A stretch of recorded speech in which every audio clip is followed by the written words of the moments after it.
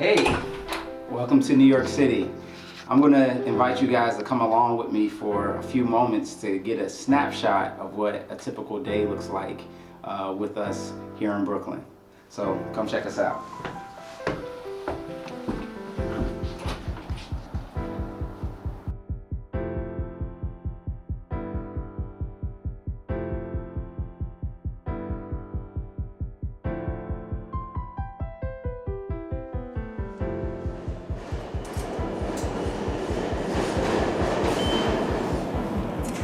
Every day, many of New York City's 8 million residents find themselves on a subway train to go to school, work, or other places. And living in Brooklyn, I've learned a couple things that are interesting about this particular borough. The first thing is that if Brooklyn was its own city, it would be the fourth largest city in the country. Second interesting thing is the name Brooklyn actually comes from the Dutch, meaning broken land. And so it's exciting and an important thing for us to be a part of the healing, the spiritual healing that a lot of people in Brooklyn need and in the city of New York.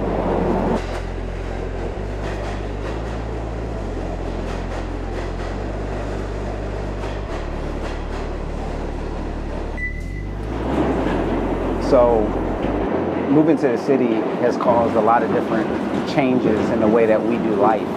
One of them is we actually got rid of our car because between the difficulty of finding parking spaces, the triple the cost of insurance, and the fact that we really just didn't need it to get around caused us to realize it really wasn't worth it.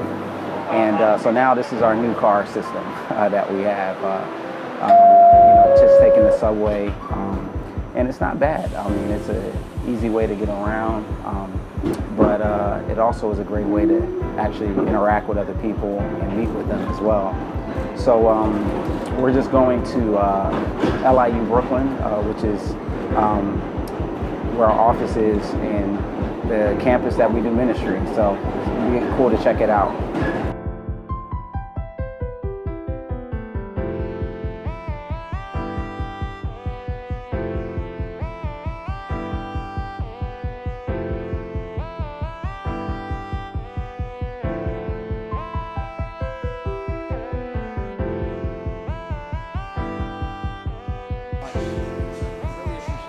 So we're here at LIU Brooklyn with my man Stanley, the new president of Ignite, the student club that Bridge helped launch.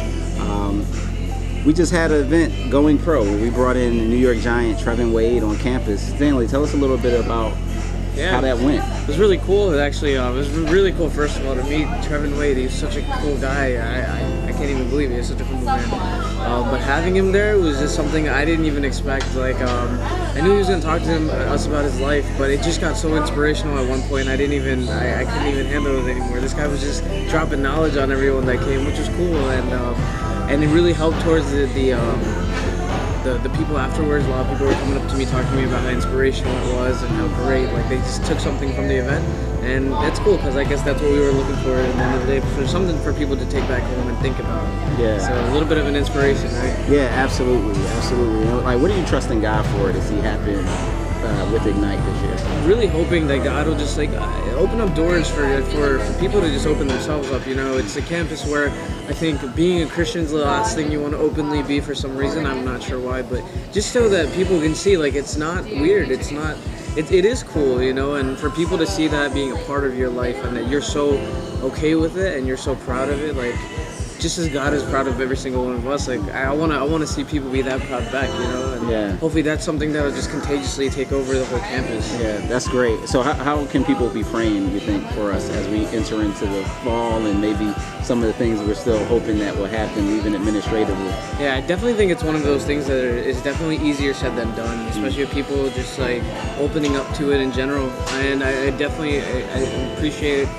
We really need prayer and hope in God helping people open up their hearts and just to be able to accept us even on campus when we start to even do this whole thing, and just, I don't know, just for everyone's hearts to be open and just to be expecting greatness. Well, I'm grateful that God put us together and allowed us to start working together. So that's a little bit of insight about how you could be praying for LIU Brooklyn. And then we'll just get into it. So it's been not just a cool thing ministry-wise here, but also for our family as a whole to be in New York City.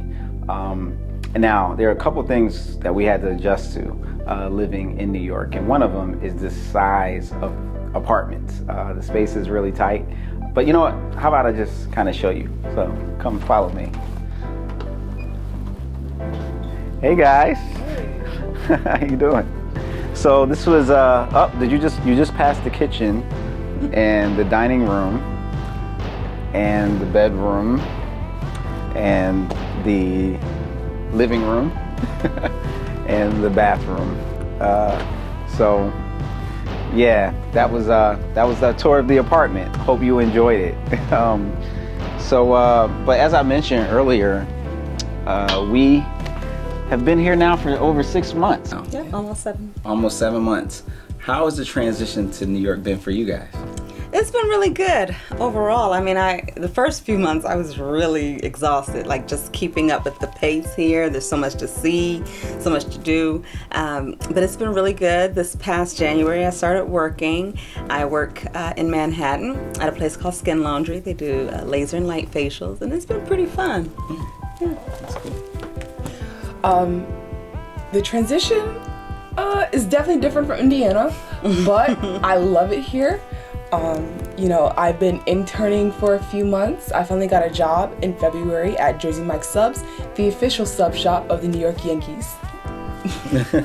Nice, cool. And what about from the church transition, like to Bridge? How's that been for you guys? Well, it's been great. Everybody at the Bridge is so warm, so young. It's a very young, vibrant church. Just really, what's the word I'm looking for? Like a lot of different ethnicities and backgrounds, and so it's just a very unique place. But this is the fastest I've ever plugged into a church, so it's been really, really good. It's been a good fit for our whole family.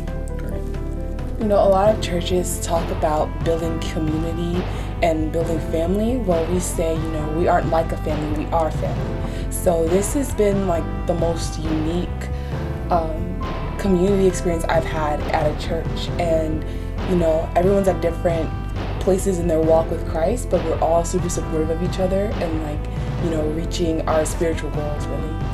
Yeah, I agree with everything that was already shared. And I mean, one thing that's kind of funny is we, went from being on the younger side of the spectrum to being the old heads in about a week. The average age of the church is about 25 years old. So folks are coming to us for wisdom, which is kind of a unique and interesting thing. But yeah, so it's been really great. As you can see from the brief tour that I gave you, that there really isn't much space in this apartment. We were really blessed to be able to be here. It's a short-term missionary housing that our church was able to offer us. And we're entering into a season where that is coming to an end. And the good thing about it is we'll be able to have a place that has a lot of space, more space. Not a lot of space. There is no such thing. It's New York. But more than here. And but it also comes with it the additional financial challenge. The average rent in New York City is about 3 times the amount, over 3 times the amount in Indianapolis, where we moved from. And so it means that we really need to raise more support in order to financially make up that difference. And so we're inviting, you as our ministry partners and potential partners to invest in us continually to help us meet that need, and to help us really be freed up to, in an unhindered way, continue to reach this great city with the gospel of Jesus Christ. So we thank you so much for all that you've done to this point, and for continuing to keep us in your prayers and in your giving. So thanks so much. Take care. Thank you.